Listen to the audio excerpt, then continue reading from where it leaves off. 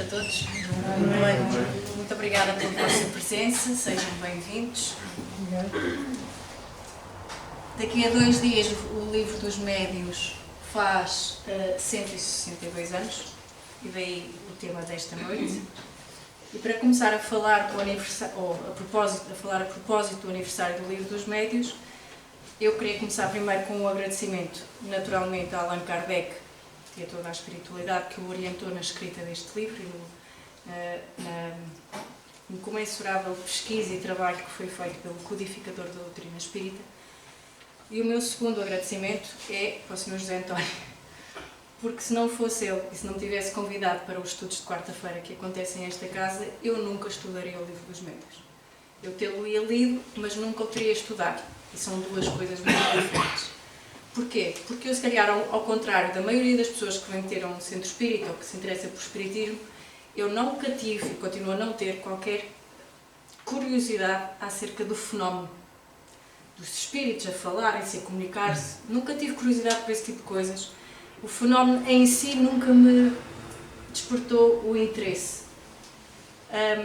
Quando li o Livro dos Médios pela primeira vez, ainda antes de ingressar aqui nos estudos, é um livro de ciência, quase tão aborrecido como quase todos os livros de ciência, com muitas definições.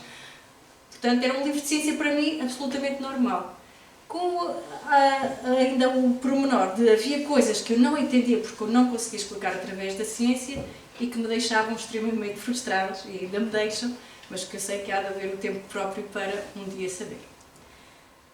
Então, isto para dizer que o trabalho que está feito no Livro dos Médios é essencialmente científico.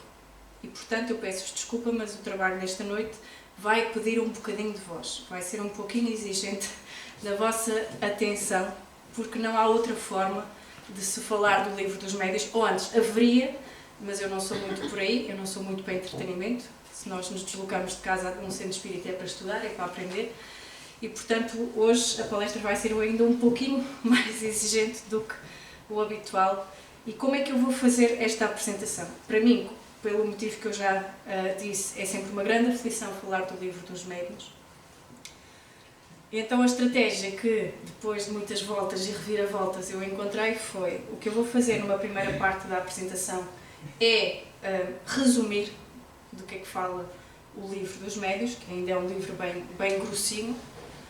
Depois vou destacar algumas questões que normalmente há sempre mais dúvidas e vou começar também por clarificar os conceitos base que, se nós não o entendermos bem realmente, dão origem a todos os equívocos que existem em relação ao que é que seja médium, mediunidade, o que é que seja a comunicação do plano espiritual com o plano físico.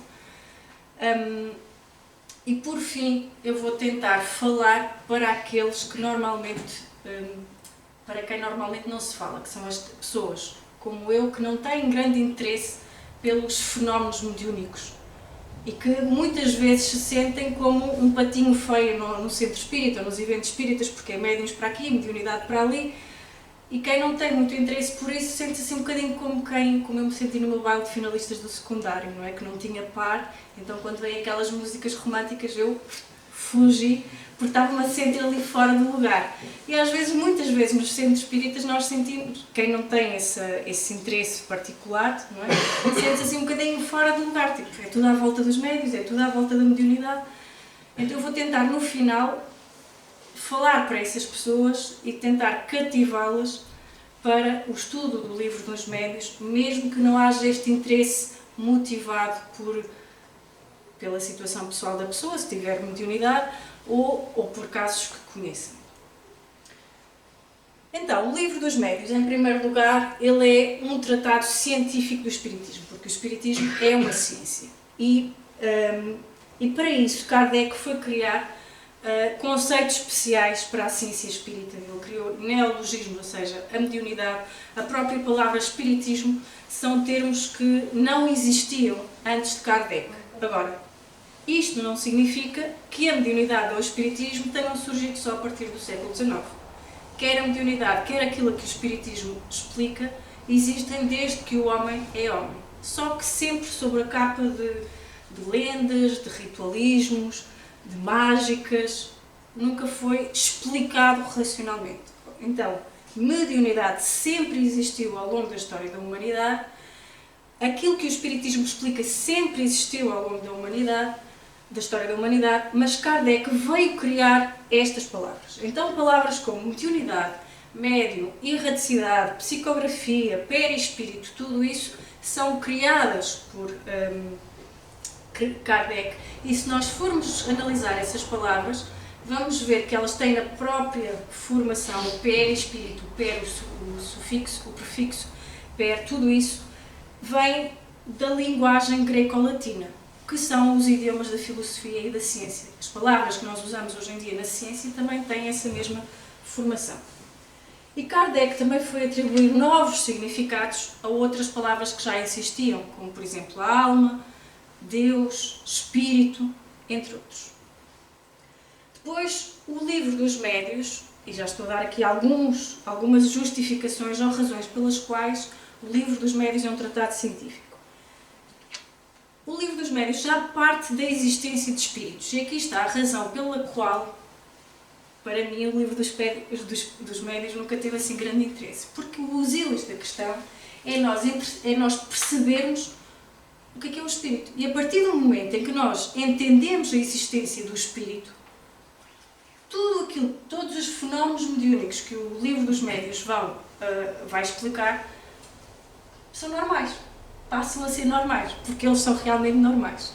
Ou paranormais, para ser mais específica. Ou seja, são naturais.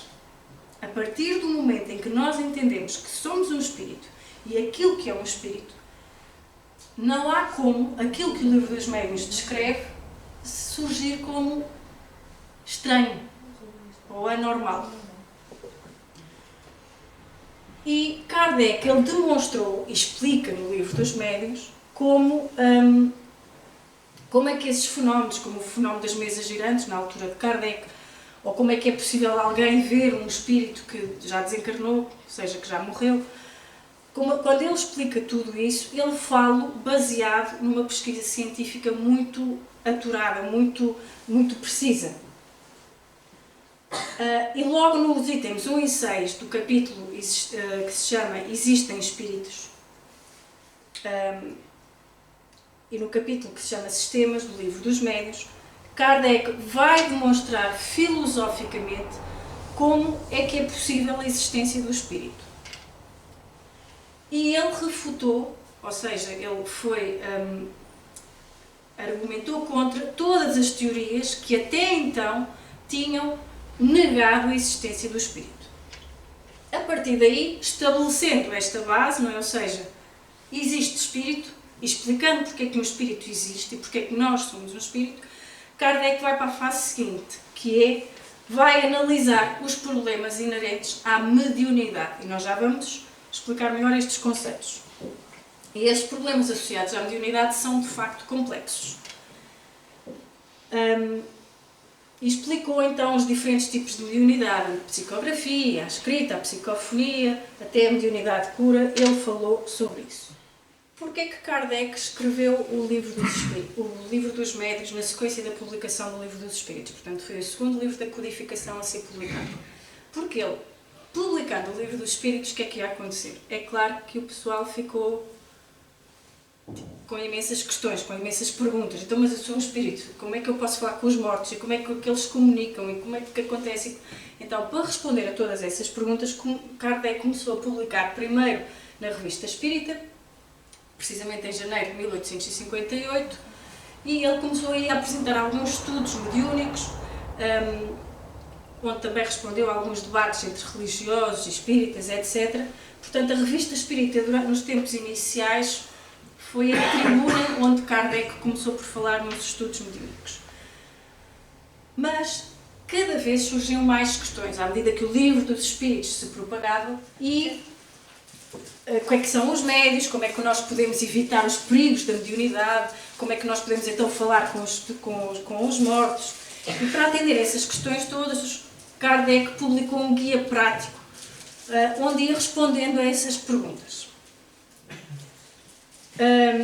Mas depois, inundado pela quantidade de perguntas, ele quis completar esse primeiro guia prático que ele publicou eliminou alguns glossários, aprofundou e então vem o Livro dos Médios. Publica o Livro dos Médios, que era para sair uns dias antes, mas depois, como houve problemas lá na editora, só no dia 15 é que ele acabou por ser publicado.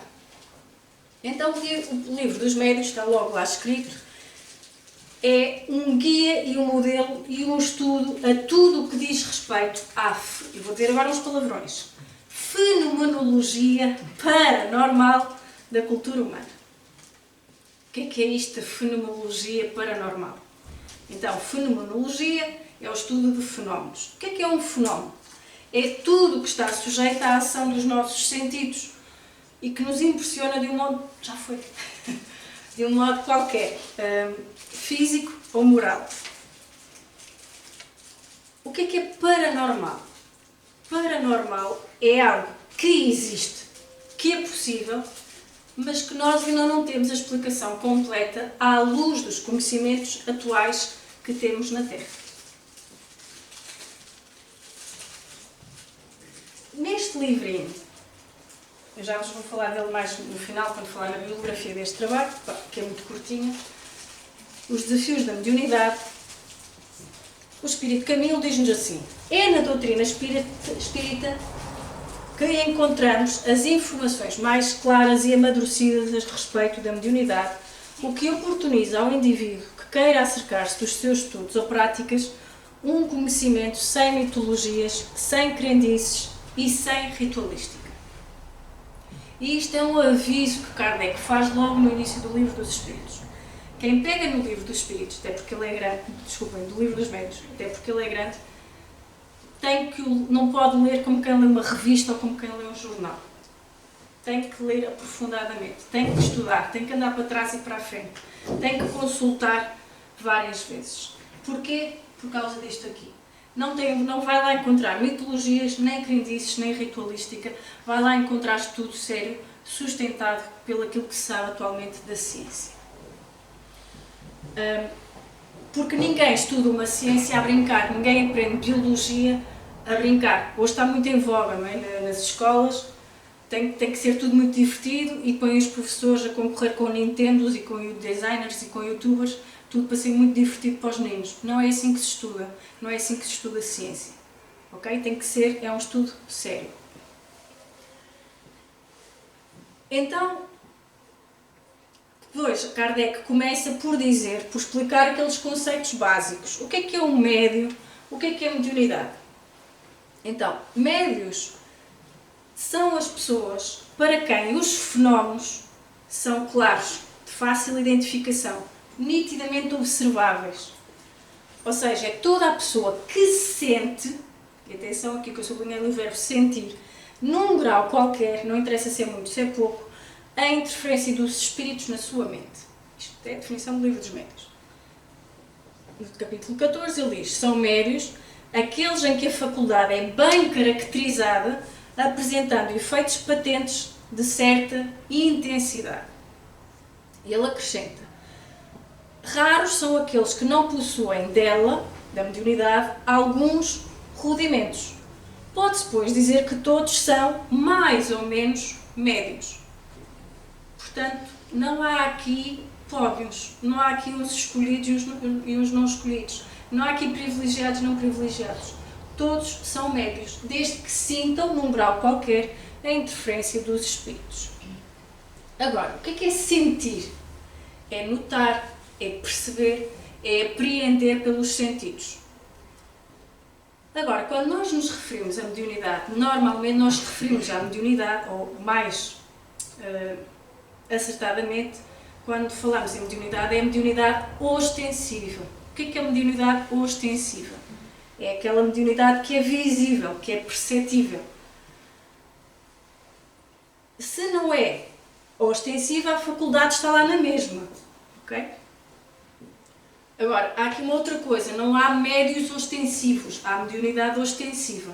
Portanto, a faculdade é que é ostensiva, não é o médio em si. Então, o médium estuda,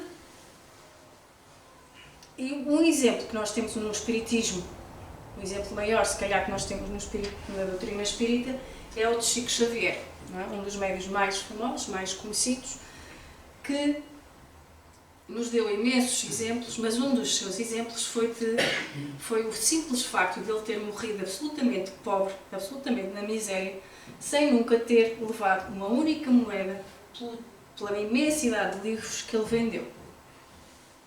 E ele podia-se ter aproveitado, não é, dessas publicações todas em proveito próprio. E que nos deu imensos ensinamentos acerca de como se comportar quando se tem a mediunidade. E a principal é que espíritas, médios, têm que estudar. Não há volta a dar aqui. Então, sobre o conceito dos médios, há alguma questão? Eu queria mesmo que os conceitos de médios e mediunidade ficasse bem claro do trabalho de hoje. É assim um dos objetivos do trabalho de hoje. Porque a partir daí tudo o resto no livro dos médios acaba por ser uma decorrência natural. Há alguma dúvida sobre o conceito de médium? Para já? Não? Então seguimos para o seguinte, para a faculdade em si, que é a mediunidade. A mediunidade é a capacidade de interagir ou perceber o plano espiritual através de uma ou mais faculdades. Faculdades como a escrita, como a audiência, como a psicopictografia, etc. E como eu disse há pouco, a mediunidade existe desde sempre, tal como os médios. Desde que o homem é homem. E agora vem um dos primeiras figurinhas que eu vos queria mostrar acerca disto da mediunidade. Ora, imaginem que encontram uma pessoa e ela está de olhos abertos. Essa pessoa está consciente ou inconsciente? Desculpa.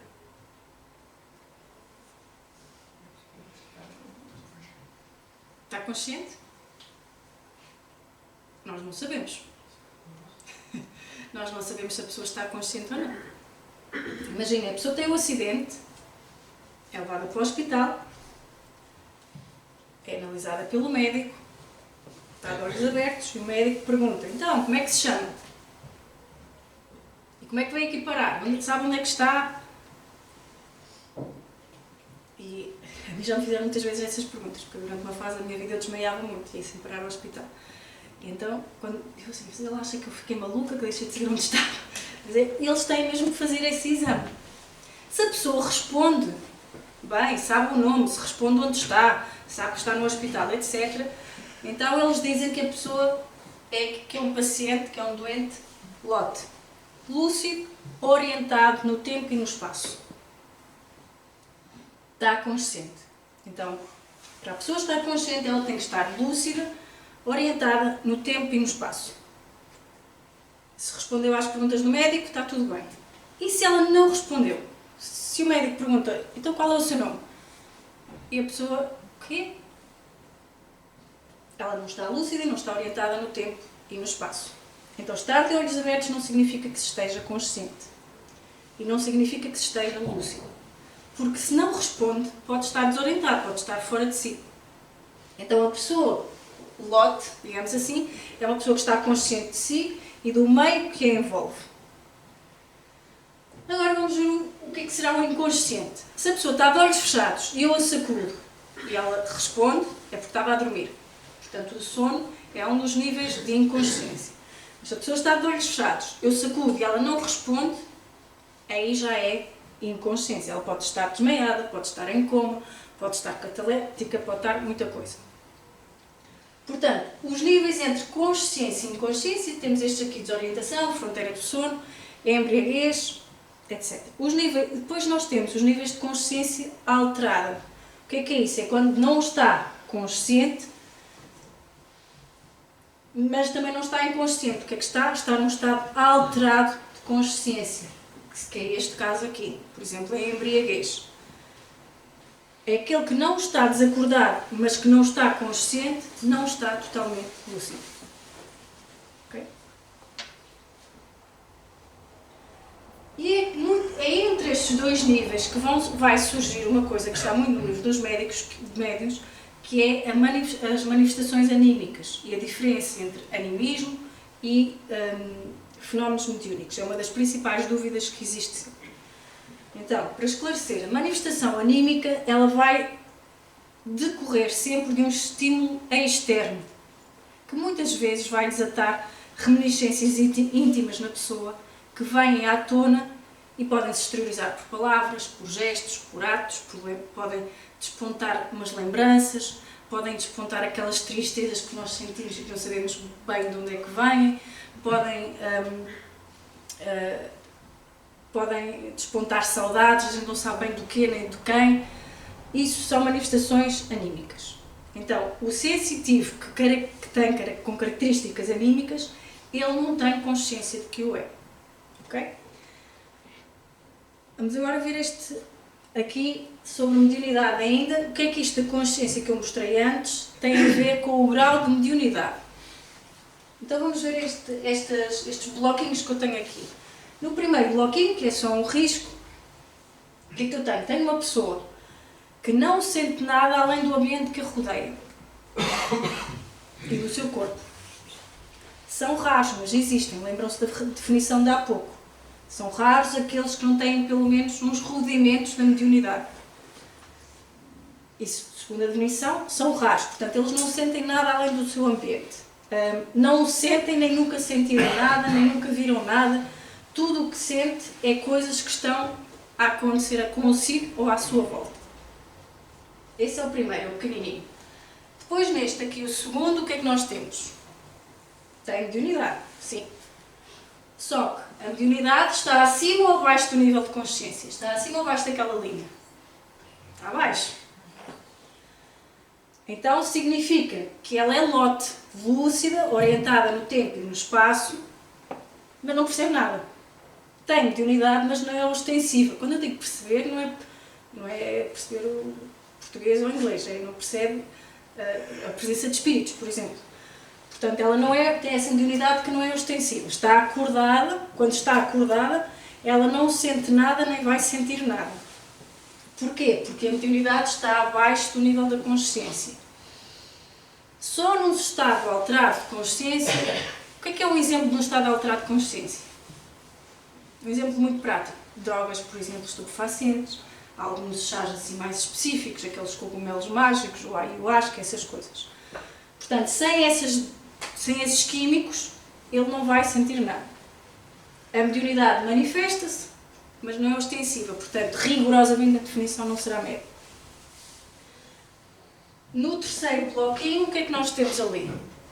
Já tem um bocadinho mais que o anterior, mas continua abaixo do nível de consciência. O que é que ele vai sentir? O que é que esta pessoa vai sentir? Em termos de presenças de entidades espirituais? Nada. Ele continua sem sentir nada.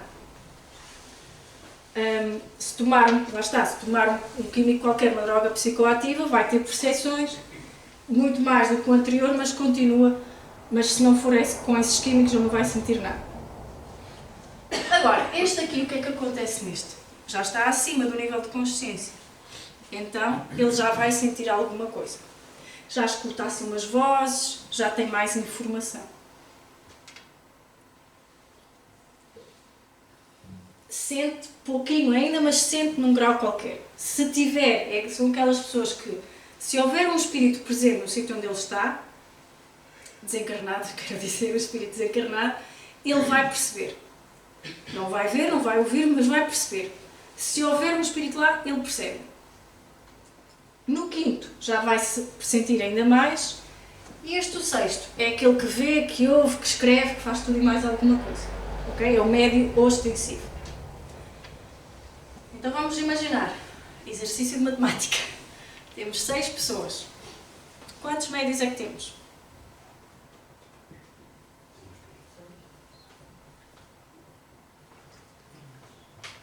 Vamos pensar assim, o médio é o que sente realmente, não é? Aquela definição do livro dos médios, é o que se sente de forma bem caracterizada. Temos 6 pessoas, quantos médios temos? 6. Espetacular! Ufa, agora sigo aqui. Temos 3 médios. Quais? Estão abaixo ou acima da linha? Estão acima da linha. Quantos é que têm mediunidade? Todos? O Humberto diz que sim, a Sr. Juca diz que não. Quantos é que têm mediunidade ali? É assim, embora não sintam, mas todos temos mediunidade, não é?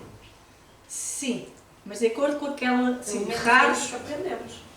Sim, todos temos mediunidade, mas este aqui, lembram-se o que eu disse? Este era aquele raro que não sente absolutamente nada. E de acordo com a mediunidade hoje tem sido. Então temos 5 médiuns. Quantos é que têm uma mediunidade muito rudimentar, quase um zero? É um bocadinho. Isto foi mais ou menos? Porque ainda não chegou a hora do incentivo. Claro, sim, cada coisa tem o seu tempo. Sim. Isto é só para ficar claro o que é mediunidade, o que é médium. Ok? Porque se ficarem, digamos assim, é o beabá para depois para o livro dos médiuns. Então, o médium sente sempre, pouco ou muito ele vai perceber e sentir. Só quem sente e percebe é que é médium. Bom, temos o médium, temos a mediunidade, depois vamos ter o quê? Os fenómenos. Não é? E os fenómenos podem ser... Eu trouxe estas 3 categorias para tentar distinguir um bocadinho. Porque às vezes também se confunde muito. Exemplo, o que é um fenómeno subconsciente? Então, por exemplo, eu nunca estudei. Estou a olhar para a Catarina, eu nunca estudei alemão. Por acaso já estudei um bocadinho, mas desisti. Nunca estudei alemão. Mas, por interesse por cinema alemão, já vi para aí uns 200 filmes em alemão. Não é? Então, se eu for fazer, por exemplo, uma hipnoterapia, entrar num estado de hipnose, de repente eu começo a falar alemão. Isso é um fenómeno mediúnico?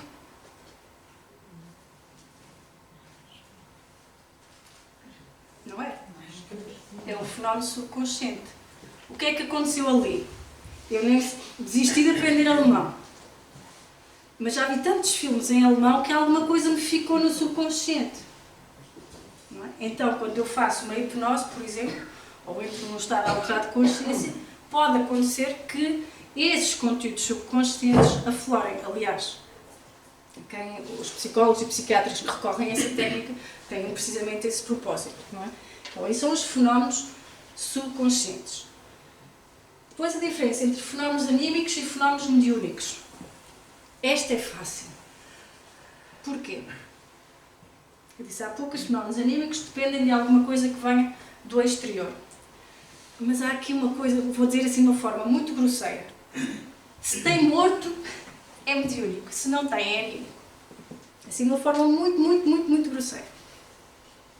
Porque mediunidade é sempre um diálogo entre o espírito desencarnado e o espírito encarnado. Diálogo seja ele na forma que for.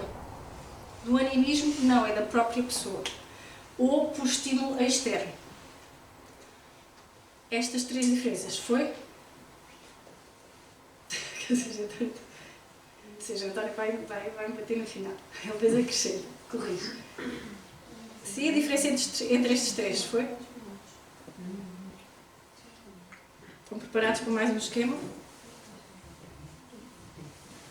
Isto foi para resumir, para eu pegar no livro dos médiuns, não é? Aquele que ama assim, tentei resumir tudo aquilo que o livro explica. Estamos a falar dos fenómenos, certo? Então, dividem em fenómenos normais, aqueles para os quais nós temos explicação, seja pela ciência, pela filosofia, seja pelo que for. Temos os paranormais, aqueles que acontecem e que não têm, mas que nós ainda não sabemos bem a explicação à luz dos conhecimentos terrenos. E depois temos os anormais que não interessa para nada. Agora, queria deixar aqui uma nota. É que Kardec, ele odiava profundamente a palavra sobrenatural. Não existe nada que seja sobrenatural. O que é que significa sobrenatural? Que está acima da natureza. Isso é uma impossibilidade lógica, porque não há nada que exista acima da natureza. Ok? Portanto, o que quer que seja que exista neste planeta ou noutro planeta qualquer tem que estar de acordo com as leis da natureza, com as leis universais. Portanto, não existe nada sobrenatural. Portanto, uma pessoa que tenha a mediunidade, por exemplo, de vidência, que consegue ver os espíritos desencarnados, não é uma coisa sobrenatural. É uma coisa paranormal. Nós ainda não temos a explicação completa à luz dos nossos conhecimentos terrenos. A explicação já existe, porque o conhecimento de tudo já existe. Chama-se Deus. Todo o conhecimento, tudo o que vocês queiram saber, esse conhecimento já existe. O que falta é nós, espíritos, criaturas, aproximarmos-nos desse conhecimento. Mas o conhecimento ele já existe. Portanto, as explicações para tudo isto já existem.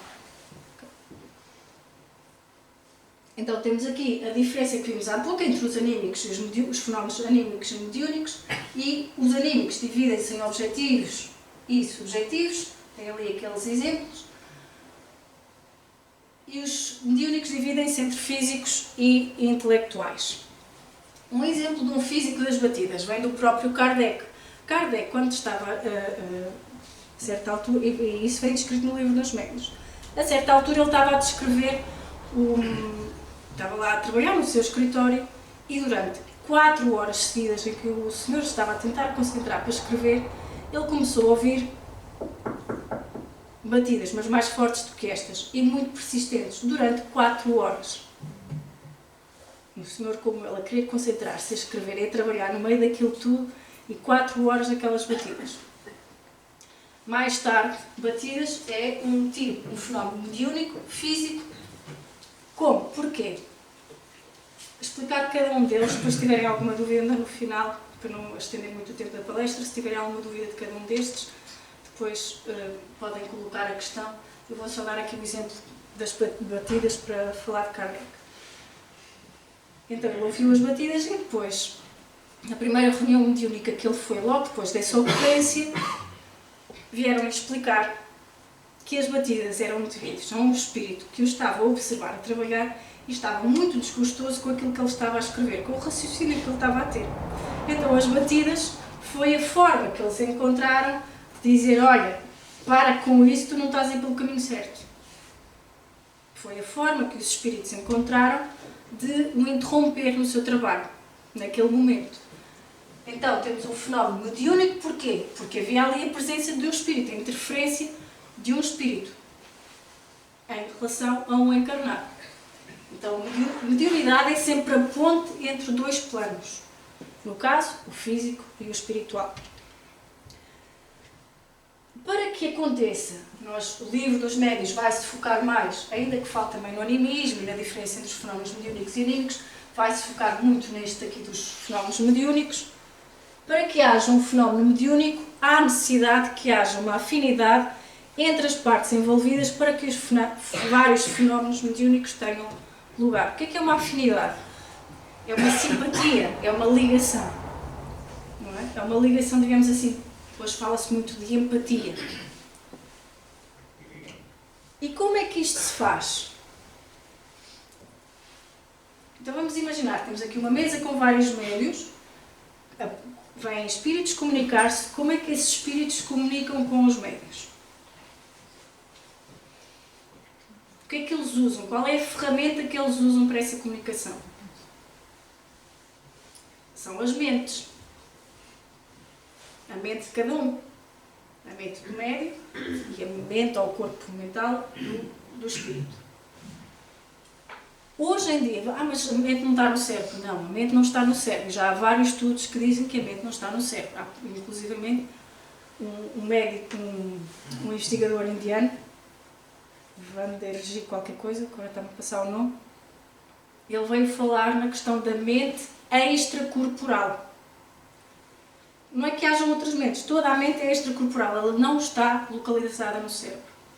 No entanto, há uma característica dos médiuns ostensivos que é muito importante para que essa comunicação possa ocorrer, que é uma glândula que tem o tamanho de uma ervilhinha e que se chama glândula pineal, que fica situada no centro coronário, mais ou menos no cucuruto, não é? E que no caso dos médiuns ostensivos, digamos assim, que teve uma adaptação própria para que esses fenómenos mediúnicos possam acontecer. Ok? Isto significa o quê? Que os médiuns ostensivos, atenção, a mediunidade não é hereditária, não é uma característica hereditária. Os médiuns ostensivos têm uma preparação física, orgânica, digamos assim, uma adaptação para que possam realizar esse trabalho. Pastorinho, que foi um dos autores que também estudou e que escreveu sobre a glândula pineal, ele explicou que a glândula pineal é uma espécie de transformador elétrico, ou seja, é como aquele transformador do computador. O que é que faz um transformador? Ele capta uma energia de alta voltagem, não é?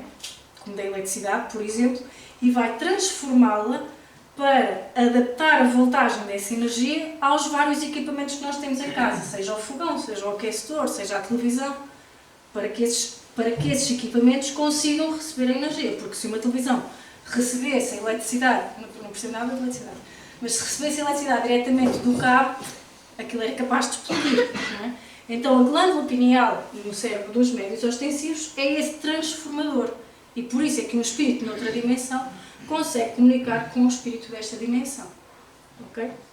Porque apesar dos planos estarem sobrepostos e serem muito próximos, as características, vou dizer, materiais, seja lá de que gradação for essa matéria, são sempre diferentes e são sempre muito específicas, ok? Então lembrar, como dizia este investigador, a mente situa-se no perispírito e é responsável pela gama de fenómenos que atravessam o cérebro a caminho do espírito. A mente não é uma criação arbitrária da evolução, mas um mecanismo de captação e atuação de que se serve o espírito, que foi deliberadamente constituída para servir os seus propósitos. André Luiz diz-nos que o corpo mental não é parte do perispírito, mas sim que é o campo que o individualiza e que serve de molde para o perispírito. O Sr. José António já falou do perispírito na semana passada. Então, o primeiro efeito de um pensamento emitido é sobre o perispírito de quem o emitiu.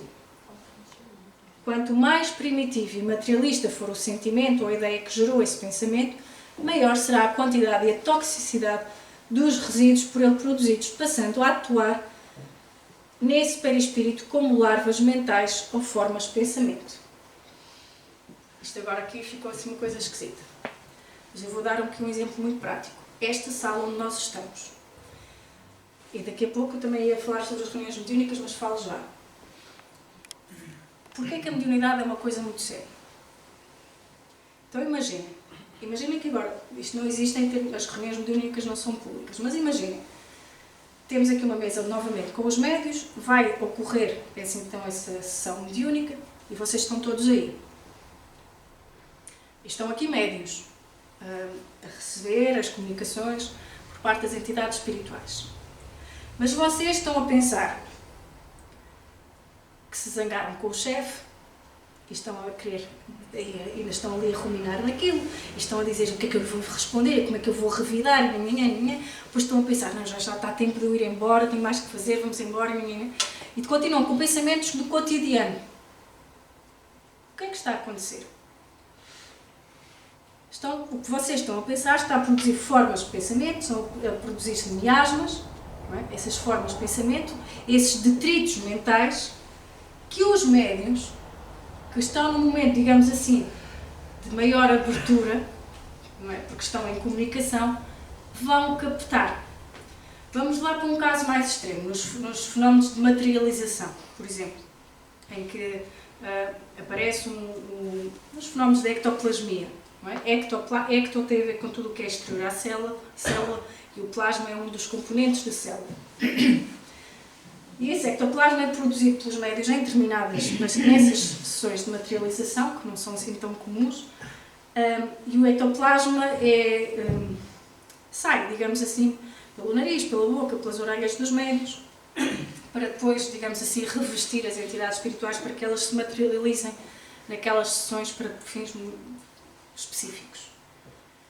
Se quem está na sala a assistir estiver a produzir esses detritos mentais, não é? Com esses pensamentos, a pensar no que está lá na vidinha, de não sei o quê, quando acaba essa materialização específica, o que é que acontece? O ectoplasma volta para o médio, assim, num movimento de tipo esponja, só que ele vai captar tudo. Vem o ectoplasma que revestiu o médio e vai captar os miasmas mentais que vocês produziram aqui na sala.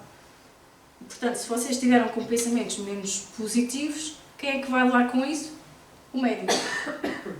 Por isso é que a mediunidade é uma coisa séria. e pode-se colocar inclusivamente em risco a saúde do próprio médico. Então, isto é o que está aqui escrito, ou seja, a importância dos nossos pensamentos e da qualidade dos nossos pensamentos. No livro dos médios, e também nestes desafios da mediunidade, diz uma coisa muito engraçada, que é uma ideia que eu acho muito bela, que é: uma reunião mediúnica é um ser coletivo. Então, quando nós estamos aqui, nós não somos a Filipa, a Fátima, o Sr. Joaquim, não, somos um todo. E temos que estar todos harmonizados também no nosso pensamento. Porque senão é como os amigos espirituais nos dizem, que eles têm mais trabalho connosco do que com os desencarnados. Porque nós vemos para aqui e estamos a pensar em mil e uma coisas e não estamos focados no que está aqui a acontecer. E nós somos os primeiros beneficiados a vir aqui. Então, quando estamos aqui, a qualidade dos nossos pensamentos e dos nossos sentimentos é fundamental. Porque, afinal, estamos a ser tratados aqui. Ok. Agora é a parte das questões. Fui escolhendo alguns temas do livro dos médios que às vezes suscita algumas questões. Que me acontece muitas vezes, eu tenho muitas vezes esta dúvida. Como ajudar pessoas com mediunidade que professam outras religiões? E esta é uma das questões que vem aqui neste livro, Desafios da Mediunidade. Primeiro, bom senso. Desculpem, que é sempre uma receita para tudo. Bom senso. Saber se essa pessoa quer ser ajudada. Nos últimos tempos, numa das atividades que eu tenho, tem-me aparecido muitas pessoas que, no final das aulas, que é um período de mais relaxamento, sobretudo se forem aulas privadas, a pessoa começa a ter algum tipo de manifestação. Uma manifestação muito única. Algumas assustam-se. Primeiro assustava-me eu, tipo, o que é que está a acontecer ali? Mas algumas assustam-se. E quando depois se voltam a sentar e começam a dizer o que se estavam a sentir e tudo mais, logo quando elas começam a descrever e a fazer perguntas, eu consigo perceber se a pessoa quer saber o que é que lhe aconteceu ou não. E na maior parte dos casos não querem saber. Então, se a pessoa não quer saber, não se preocupe, está tudo bem. Tenha um bom dia. Vou esperando. Tenho um caso recente, uma aluna, que já é médica, que lhe aconteceu isso. A primeira vez que lhe aconteceu, eu assustei. Ela estava em relaxamento e, de repente, começa a fazer assim uns barulhos, umas coisas assim, e eu assustei. Mas depois que percebi logo o que é que estava a acontecer. Deixei-a despertar, deixei-a voltar a si. E ela ficou mais apavorada quando despertou do que quando estava, claro, no transe mediúnico. E ela perguntou, mas o que é isto? Começou a descrever o que é que sentiu fisicamente, o que é que não é. Como médica não estava a reconhecer as sensações. Mas o que é certo é que até hoje, ela de vez em quando pergunta-me assim, não quis saber nunca o que era, mas pergunta-me assim, mas eu tenho que me preocupar com isso? De vez em quando pergunta-me, mas eu tenho que me preocupar com isso? Mas isto é normal? É normal, está tudo bem. Ou seja, o que é que eu estou a fazer? Estou à espera que ela, se ela algum dia quiser saber o que aconteceu com ela, eu livre-me para aqui, sigo estes passos. Primeiro eu vejo se está interessado, se as pessoas estão interessadas, estando interessadas, então vão estudar. É encaminhado pelo centro espírita e dá-se os livros que devem estudar. Uma outra questão que surge muito é a do desenvolvimento mediúnico. Eu prefiro a expressão educação mediúnica, eu gosto sempre mais da expressão quando tem educação no meio. O que é isto de desenvolver a mediunidade? E quando é que se deve fazer, porque é que se deve fazer, está tudo no livro dos médios. Mas ter alguns pontos em consideração. Primeiro, o médio está sempre a fazer registros, o médio está sempre a captar, é como se fosse uma antena sempre aberta. Tudo o que acontece, ele capta. Depois, o que é que o médio vai fazer à medida que se vai educando e que vai estudar? Vai aprender a identificar os tipos de fluidos e de entidades à sua volta, sem exibicionismo, sem teatralidade, aprendendo sempre a ser discreto e a autocontrolar-se. Vai ter na oração o seu principal recurso, na elevação de pensamentos, na mudança de sintonia, sempre de forma discreta. E Kardec, no livro dos médios, diz uma coisa muito interessante. A calma e o recolhimento, juntos ao desejo ardente e à firme vontade de conseguir-se o intuito. Qual intuito? O de trabalhar. Porque há aqui uma questão, é que há muitas pessoas, como este exemplo da minha aluna, mas como e outros, que têm esta mediunidade, que sentem estas presenças, que sentem as energias, não sei o quê, mas ficam-se por essa conversinha das energias e não vão aprofundar. E podem desperdiçar uma encarnação em que deviam ter usado aquela ferramenta para trabalhar e não usam. Porque a mediunidade é uma ferramenta de trabalho. E normalmente, como veio aqui alguém dizer recentemente aqui ao centro, se manifestando, a mediunidade normalmente é provação, é prova para quem a tem. Não é um privilégio, não é sinónimo de elevação moral, é uma enxada, é um martelo, é uma ferramenta como outra qualquer de trabalho. E que tem que ser aproveitado, porque se a temos, é para ser usada. É como eu dizer que tenho visão, olha, e de repente digo, olha, não quero ver, não vou usar a visão. Vou desperdiçar essa minha ferramenta, esse meu recurso. Então, mediunidade é prova e é trabalho. Outra dúvida que surge muito é o que é intuição e o que é inspiração. Então, muito rapidamente, na intuição mediúnica, o médium recebe o pensamento do desencarnado e vai transmiti-lo pelas suas palavras, com os seus recursos gerais. Muitas vezes o espírito projeta sobre a mente do médium uma ideia completa sobre alguma coisa. Isto é a intuição. A inspiração é uma variante da intuição. O médium registra um pensamento pronto, que ele não precisa interpretar para ninguém, mas tem que entender. Então, aqui é uma coisa a termos em atenção. Há inspirações de espíritos benfeitores e de espíritos também perturbadores. Ok? Nós não temos só inspirações boas, nem só inspirações más. Dizendo o Espírito Camilo, nenhuma criatura terrena vive isenta de receber as mais diversas inspirações, superiores umas, inferiores tantas, devendo cada um ajustar-se às que lhe sejam mais convenientes. Neste livro da mediunidade, dos desafios da mediunidade do Camilo e do Raul Teixeira, vem aqui uma parte muito interessante sobre a disciplina. Só vou ler um bocadinho.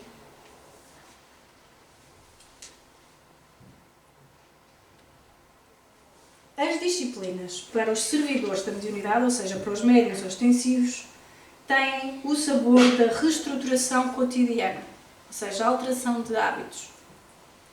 Disciplina no pensar, procurando nortear os próprios produtos do psiquismo, sem tormenta, mas com decisão de corrigir-se aos poucos. Disciplina no falar, encarecendo a importância de falar o que seja conveniente à ação doutrina, conforme propõe o apóstolo Paulo. Disciplina no relacionamento pessoal, disciplina das funções genésicas, disciplina no comer ou no beber, disciplina que significa integração consciente com a vida plena, vibrar no entendimento que o mundo é bendita escola. Então, mediunidade também é sinónimo de disciplina, ainda que isso não seja exclusivo para os médiuns ostensivos, é para todos nós. E por isso é que Jesus nos aconselhava o vigiai e o orai. Só que há aqui uma coisa que eu queria dizer em relação ao orai, já estamos familiarizados, mais ou menos, sobre o vigiar, que é o seguinte: é vigiar os nossos pensamentos. Só que há uma coisa que nós esquecemos. Como é que nós podemos vigiar os nossos pensamentos se nós não os conhecemos? Como é que nós podemos vigiar o que nós não conhecemos?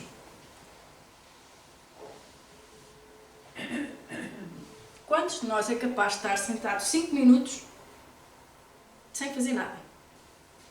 Sem ficar a coçar-se, sem ficar a comer repousados, sem fazer nada, só observar a sua mente. Fechar os olhos, sentar e observar a mente. Quantos de nós somos capazes de 5 minutos? A maioria das pessoas não é capaz de estar 1 minuto. Se nós não somos capazes de estar sentados, quietos, a observar a nossa mente, nós não conseguimos vigiar. Nós temos que nos tornar familiares dos nossos pensamentos. Temos que conhecer os nossos pensamentos para os poder vigiar. porque senão estamos a ir a reboque dos nossos pensamentos. Agora, se nós sentamos 1 minuto e já estamos a coçar por todo lado e a mexer o pé e a mão e não sei o quê, então, por fim, os estudiosos do Espiritismo acabam por descobrir que, mais importante do que lidar com a materialização dos espíritos, todos devemos unir-nos para o que é mais sábio e decisivo: fazer com que os vivos se espiritualizem a fim de vislumbrar os rutilantes caminhos da vida, seja através da vida terrena, seja por via, ou seja por meio da vida imortal.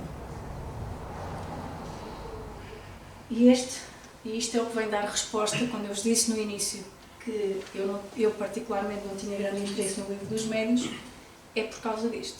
Porque eu acho que o grande desafio para nós, mais do que, claro que entender os fenómenos é muito importante e é muito interessante, mas mais importante do que, mas depois temos que saber o passo a seguir, o passo além.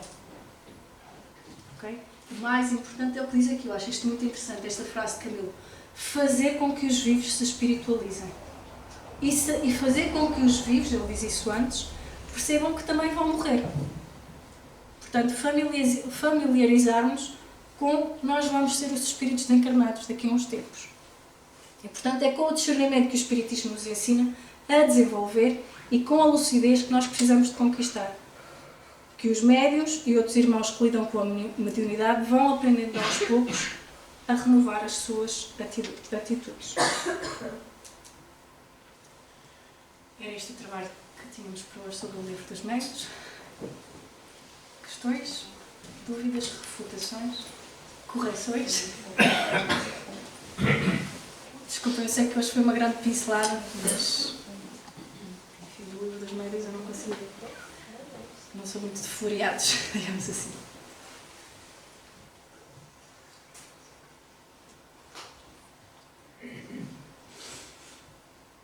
Não há nenhuma questão sobre nada do que falamos?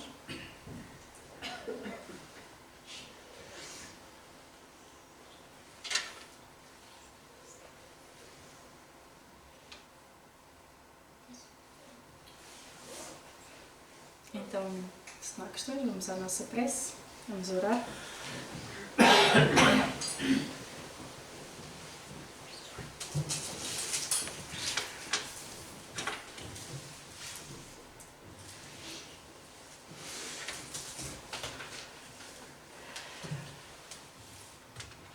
Vamos fazer uma respiração mais profunda, expirando bem lentamente.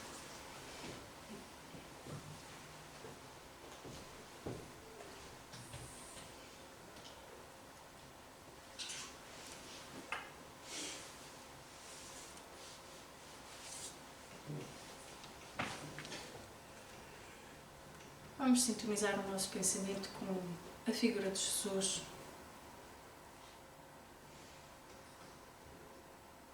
Visualizando, como quer que seja que nós imaginamos que ele tenha sido.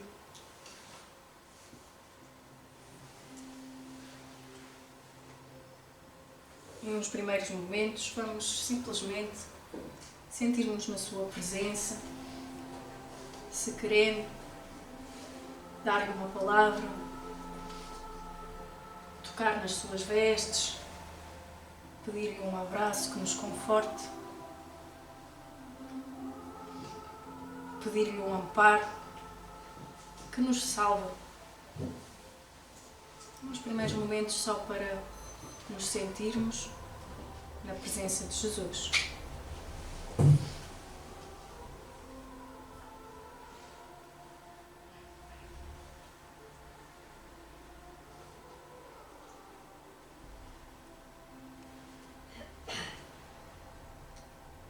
Agradecer depois a sua presença nas nossas vidas, a luz para os nossos caminhos, as orientações e conselhos que muitas vezes vêm através dos seus benfeitores, dos seus trabalhadores, da sua seara. E depois, humildemente, pedir-lhe a misericórdia de que todos nós somos necessitados, pedir-lhe o amparo, para as nossas vidas, para as nossas lutas, para as nossas dúvidas, para as nossas faltas de fé, para os nossos equívocos.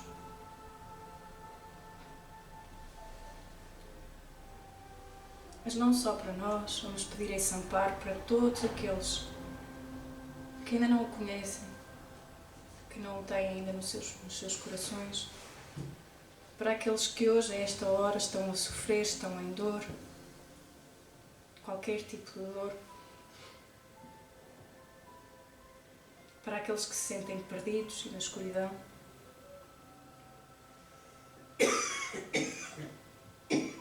E vamos depois também agradecer ao plano espiritual desta casa por todo o seu apoio, por toda a sua cobertura, por toda a sua paciência, benevolência, pelos exemplos, pelas mensagens de incentivo e pela imensa generosidade com que nos acolhem. Vamos depois agradecer aos nossos guias pessoais, pelos bons conselhos, pelas suas intuições. E vamos, por fim, dirigir-nos ao Pai, pedindo-lhe para Ele nos afastar das sombras que se projetam de nós mesmos, para que Ele nos possa inspirar nas nossas decisões, nos nossos sentimentos, nas nossas emoções e pensamentos, para que nós nunca possamos ser instrumentos do mal para ninguém e para que saibamos amá-lo acima de todas as coisas e amar ao próximo como a nós mesmos. Agradecendo assim a todos, encerramos os trabalhos desta noite e pedimos também um amparo para a segunda parte dos passos, que cada um possa se receber aquilo de que mais necessita. Muito obrigada a todos.